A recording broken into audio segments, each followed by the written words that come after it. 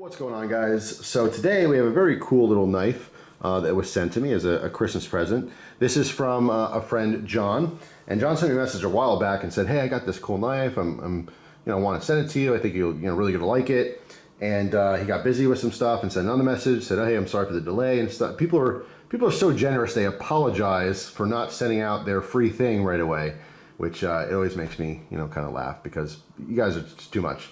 You really are too generous. It's so much to the fact that you're like, "Hey, I want to give you something for free," and then you apologize you didn't immediately get it to me. Please, I greatly appreciate it, delay or not, trust me. So I told him, I said, "Hey, it's all good. If you want to send something, that's cool." But I got it today and I opened it and it really put a huge smile on my face. I thought it was awesome. So as like an aside, he makes these little knife slips. All right, it's this little stretchy material. Super, super cool. Just a great idea to keep everything, from getting all beat up and stuff. But the knife we're talking about here is the BOKER-MATIC. All right, very interesting knife. This is it's an OTF of sorts, but it's not what you think. We're going to talk about that in just a second here. So here's a little note that came with it. It says, "Dear Jeff, sorry for such a delay on sending this. Things have been super busy for me lately. New job, new home has had me super occupied. First of all, I just want to say congratulations on the new job and the new home. That's a huge life-changing experience, and I think that's awesome. Congratulations to you and your family for that." It says, anyhow, wanted you to have this knife. Right when I got it, the first thing it popped in my head was, I wonder what Jeff would think about this. Well, Jeff loves it, I'll say that. Hope you and the family have a very Merry Christmas. And then it says PS on the back, and that's where he has a separate little note talking about these knife slips and some personal information. I didn't know if he cared if I showed it or not. It's got his email and stuff here, so I'll probably not show it just in case. Just in case, keep it a little private. But anyway, so here it is, the BOKER-MATIC. Now the BOKER-MATIC is an OTF, as you can see, little pocket clip on the back here. I want to say I first saw this knife around 2010, 2011, something like that. It seems right. I'm not sure if it was made prior to that or whatever, but it's long discontinued now. They stopped making this.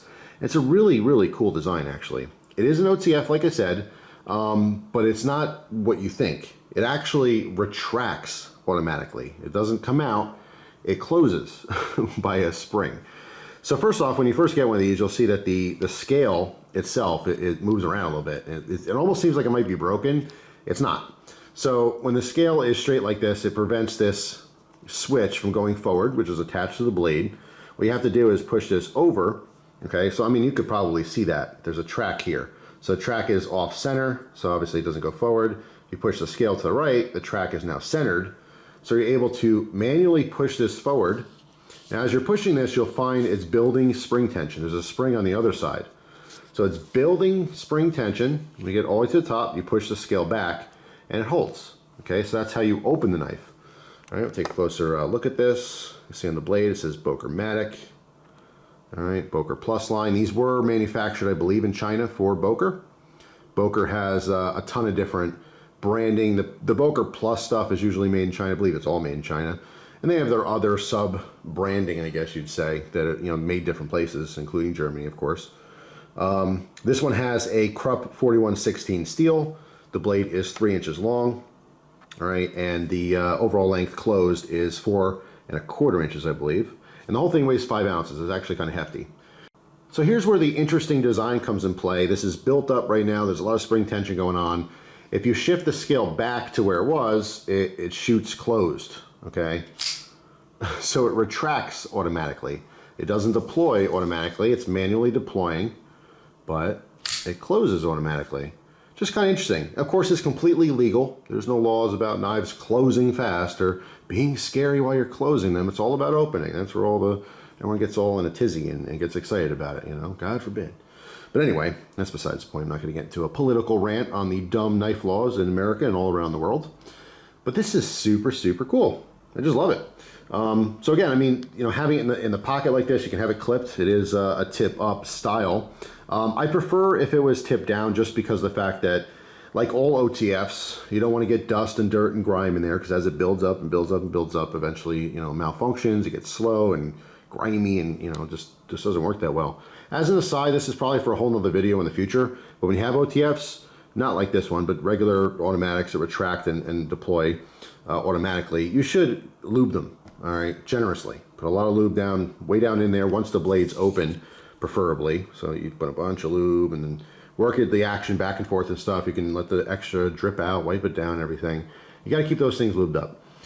But anyway, yeah, the BOKER-MATIC. Super cool. The automatic closing knife. You didn't think you wanted one, but now you do.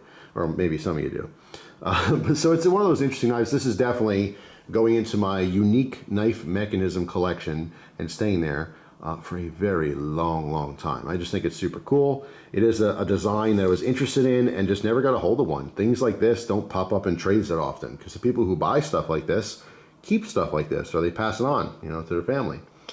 But yeah, just pretty neat design overall. It's pretty comfortable. There is a finger choil here, kind of a half choil, I guess, up there. But it is comfortable. It's wide enough where, you know, I get the whole thumb that's on there. Plenty of grip.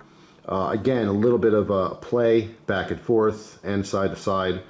But when you're cutting, it's not something that's super noticeable unless you're like really getting into some cardboard and stuff.